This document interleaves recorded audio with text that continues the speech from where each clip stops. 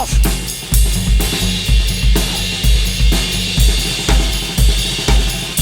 My name's Chris Quinlan. There's Marley Quinlan going off there. And this is Melbourne Musos live. Are you going to keep going, or are you going to go to your bed? Over there, come on. Sweetie. All right, hello, my name's Chris Quinlan. Welcome to the Gate Crash to Melbourne Musos live. And tonight is the Cosmic Filling. Still a bit muttly-ish. Now, let me get into it. I'm going to play fairly straight today, but I am going to sort of bring it up in bits and pieces. Let's start off with a nice little rock beat. No frills. There you go. Now, you've got these things called fill-ins. And you can have a 1-beat fill-in, 2-beat fill-in, 3, 4, 5, 6, 7, 8 if you want. It becomes kind of like a little solo break. So if I've got that, and I put in a 1-beat fill-in, it's usually at the end.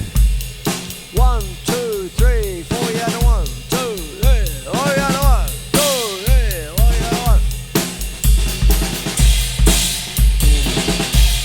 So I want to go. It's 2-beat fill-in. 1, 2, 3, yeah, 1, 2, 3,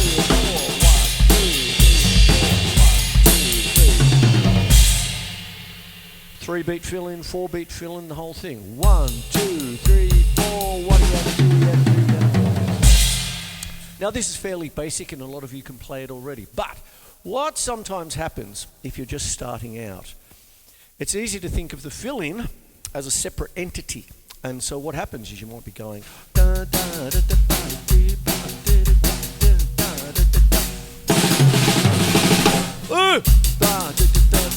everyone's just waiting.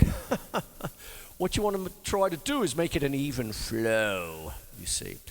And one of the first things you want to try and do is make sure that whatever right hand, if you're playing, say, just a groove, 1 and 2 and 3 and 4 and 1 and 2 and 3 and 4 and, make sure you carry that over to the fill-in, whatever it might be. So 1 and 2 and 3 and 4 and 1 and 2 and 3 and 4 and 1 and 2 and 3 and 4 and 1 and 2. Do you see?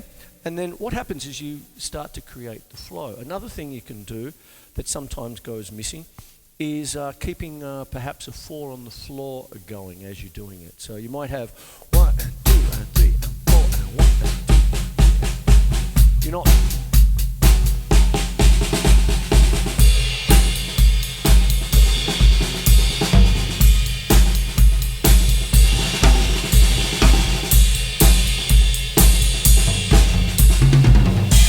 That way you're still creating the flow. You're not stopping the flow lower one. Not that it's wrong, but 1, 2, 3, 4. Kind of thing. It's not wrong, but you know, if you keep the pulse going.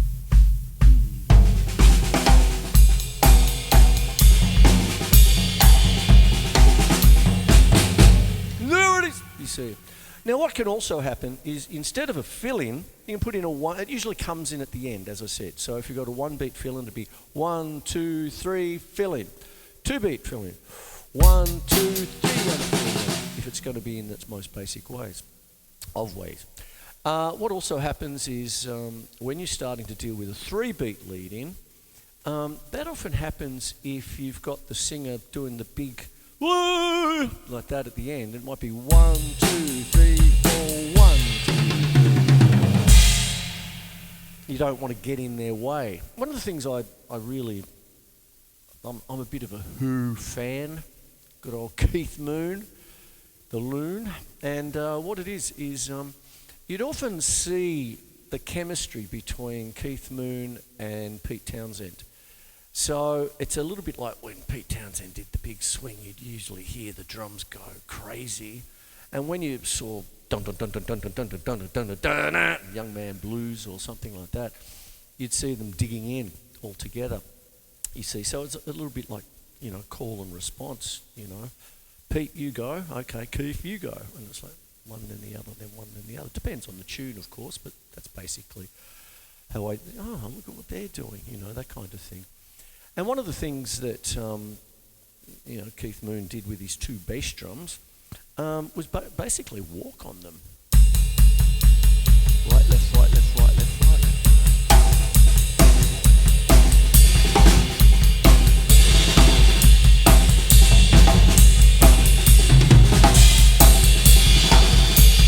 Constant.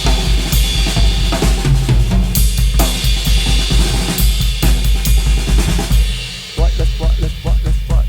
That kind of business there. He didn't always do it, but sometimes you just hear it just going through depending on the tune, as I said. So what goes on is I'm talking about fill-ins, lots of different things. And one of the things you want to think about when you're doing a fill-in is the idea of keeping the backbeat where it is. Okay, so if you've got a normal rock beat, 1 and 2, keep that there.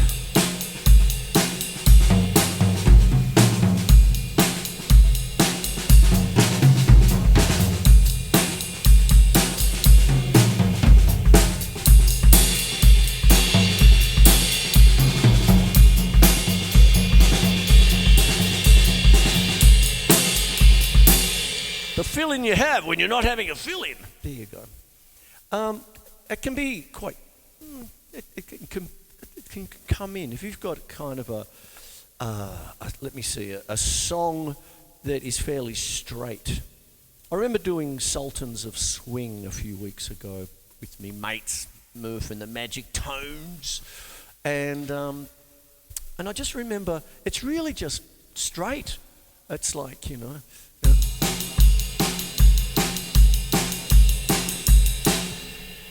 But then you can put things in if that's the requirement. But if you want to, give it put a little bit of something original in there or something like that, give it a little bit of a spark. You could have.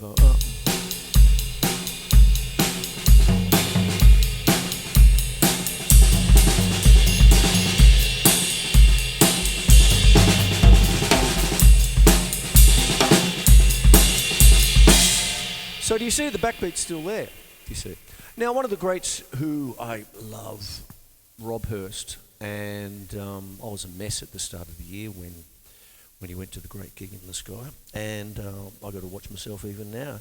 But one of the things he could do with his kit and the electronics as well around the front is essentially he could play.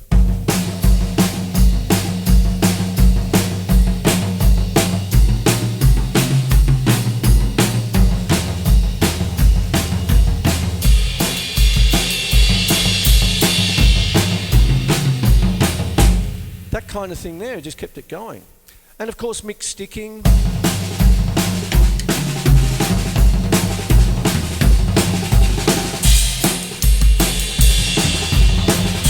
And the backbeat's still there on the 2 and 4. Now, what happens is, when you're dealing with backbeats, it's got a backbeat, you can't lose it. Anyway, what happens is that in the most basic layman of terms, if that's a backbeat, on 2 and 4, the bass drum on 1 and 3 would be the front beat. So it's like front, back, front, back, front, back, front. Put in a little, pop it a little bit.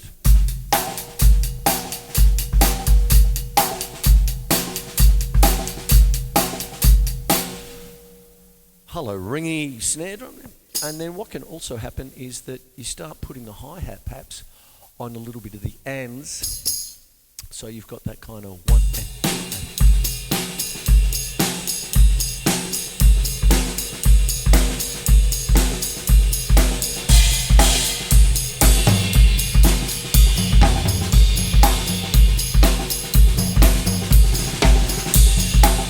Now, do you see I've still got the backbeat there?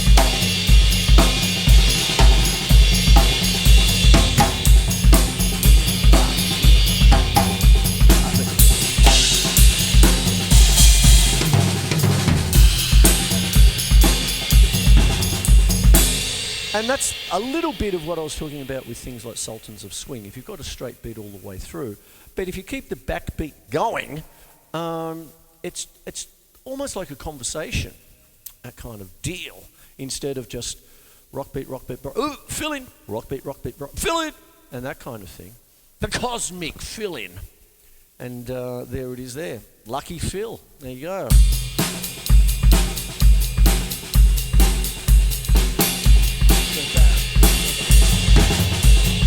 There's a fill in, but I kept the back.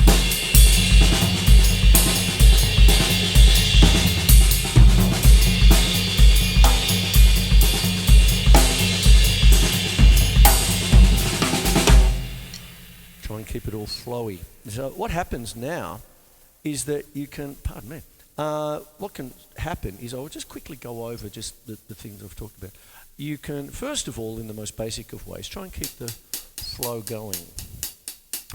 One of the things that I paid mind to when I got the contract, if you will, to write the drum set syllabus and book one, no breaks.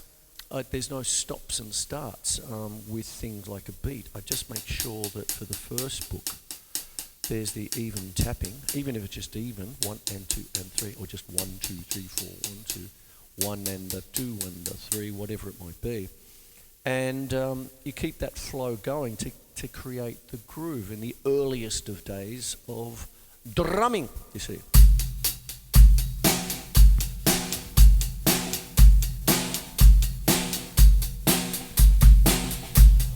Then that is the...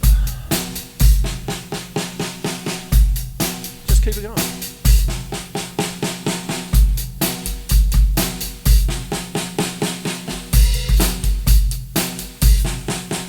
Stays there, you see, and that can happen with a blues beat or whatever it might be. Now this, there's that, and then you can bring that in. So 1 beat fill in,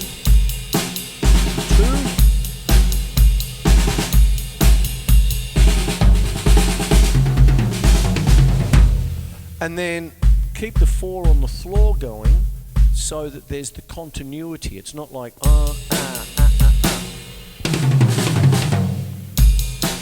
Wow!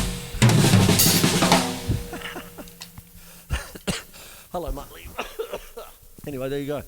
Ah, boy, under sufferance today. Oh, God help me.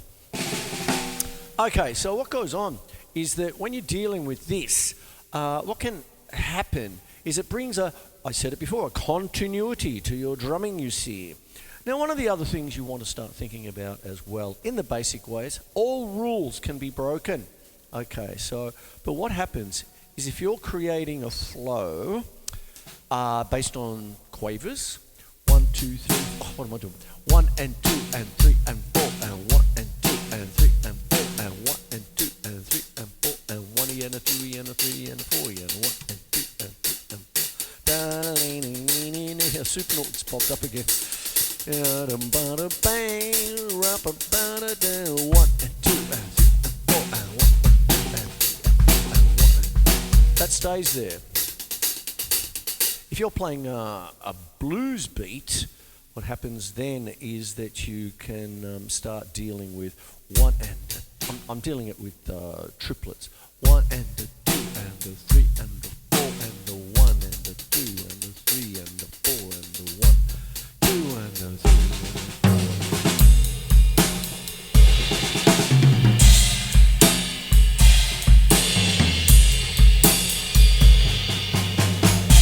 So on it goes, you see. So that's what happens there. You've got your 1 and a 2 and a 1 and a 2. You don't need to go, like that. Just count the triplet, if you will. Some of the other things that happens, though, is that depending on what the beat is based on.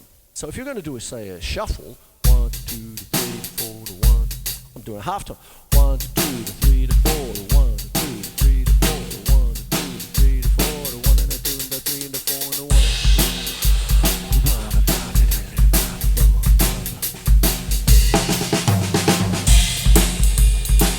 starts to happen is you're basing it on triplets. 1 to 2 to 3 to 4 to 1 to 2 to 1, you see.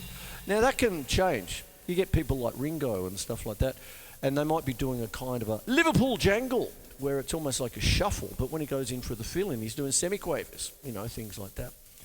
And for those of you who don't know what a Liverpool Jangle is, essentially early Beatles, it's one of those things where you can have a rhythm that's in straight eighths, but Ringo would be playing a shuffle to it. So you might have just, say, 1 and 2 and 3 from the guitars, but there's from Ringo sort of thing. And it creates kind of almost go so far as a kind of a polyrhythmic effect, but it just gives you that jangle, you see. And early Beatles is, you can hear it plain as day. And it's a wonderful thing. That's the thing that a lot of bands miss when they're doing, say, they're doing their cover band gig and they're not putting in the jangle. You got to have the jangle. Okay, so what happens is that go and have a close listen to early Beatles, and you'll hear that kind of, oh, geez, what's going on there? It's the Liverpool Jangle coming out, as they call it. And you hear it in all the 50s rockers as well and all that sort of is, and Little Richard and all that. And I think most Beatle historians know that Little Richard and the Beatles loved each other, that kind of thing, and they're great rapport. And, you know, for all intents and purposes, that's where the Liverpool Jangle kind of came from. That, and don't forget, in England they also had the skiffle,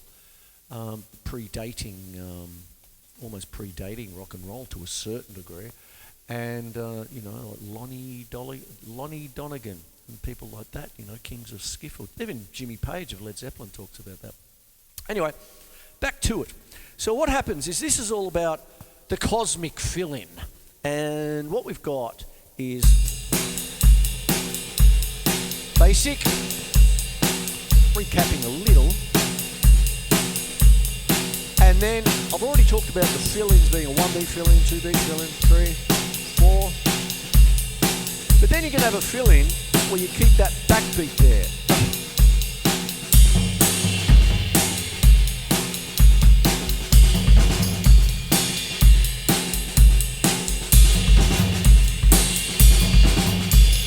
Still there.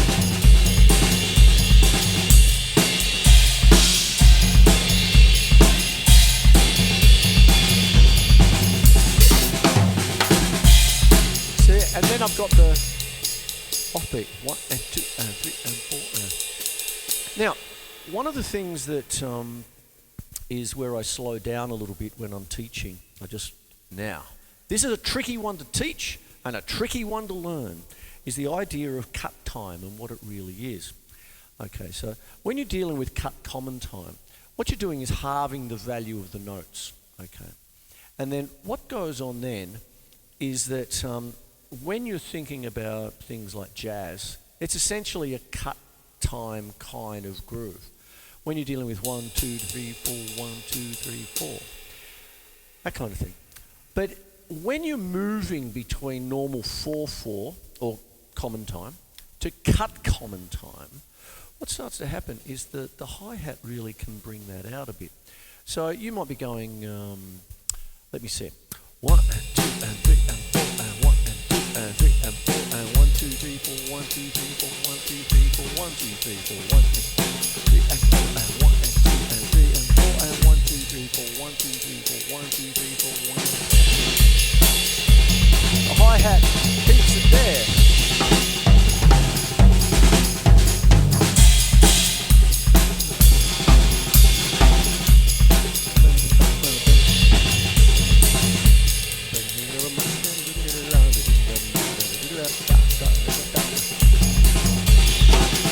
So I'm moving between common time and cut common time.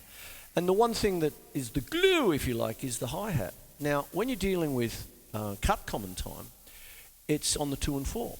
1, 2, 3, 4, 1, 2, 3, 4, 1, 2, 3, 4, 1. But if I go to even it out, 1 and 2 and 3 and 4. It's on the ands now. 1 3 and 4 and 1. And that gives a nice little bounce. There's a fill-in, but I'm getting the backbeat there. 1, 2, 3, 4, 1, 2, 3, 4, 1, 2, 3, 4, 1.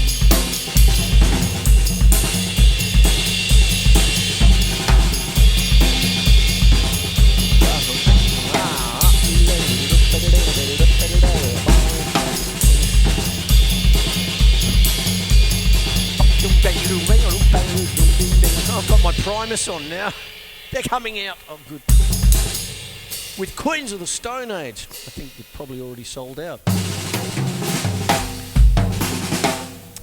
What starts to happen then is that you're keeping, even though you're mixing between your beats and your fill-ins, all this sort of stuff, there's a couple of threads going on now that hopefully, if I've been successful at it, it makes a cohesive whole, you see. And that's what goes on. You can put in little breaks, the syncopations, all sorts of things. But one of the things that is great to think about is putting in a fill-in, as I've mentioned with Rob Hurst, and who's great at it, and even with Keith Moon just going for the walk on his double pedals at times. You can hear it like a thread all the way through.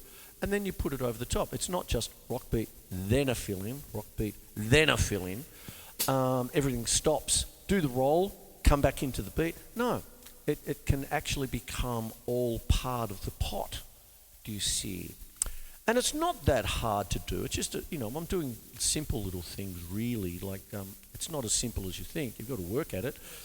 But moving the right hand around the drum. So you could have, what am I going to do? Yeah.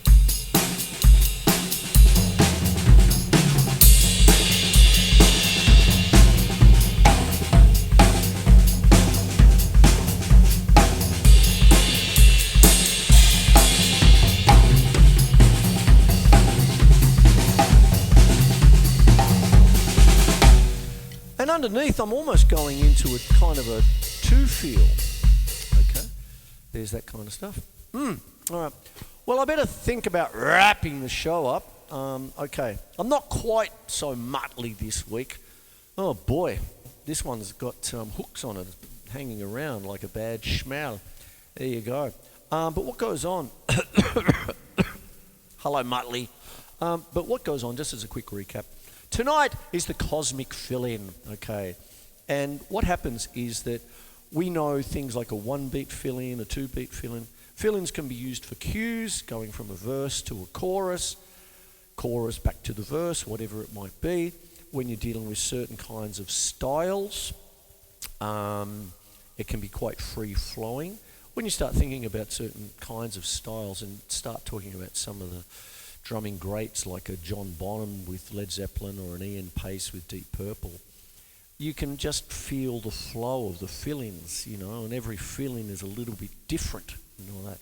It can become quite regimented.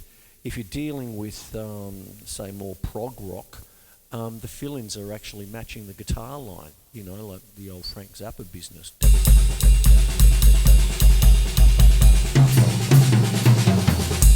All that sort of stuff, and it's all the whole band together, you see, that kind of stuff. Dream Theatre, all that. Then you can start, when you're dealing with styles like sort of kind of funk stuff, that's where sometimes the backbeat needs to stay there. James Brown had two drummers, that kind of thing. Often you'd hear the funky beat, and then you'd hear a fill-in over the top. Same with the Doobie Brothers. They had two drummers. Frank Zappa had two drummers for a while there. All this business. And what happens is the backbeat is still there. You still got the groove, right? There.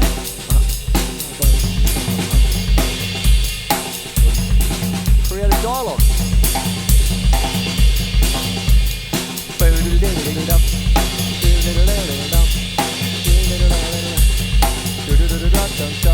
Split it!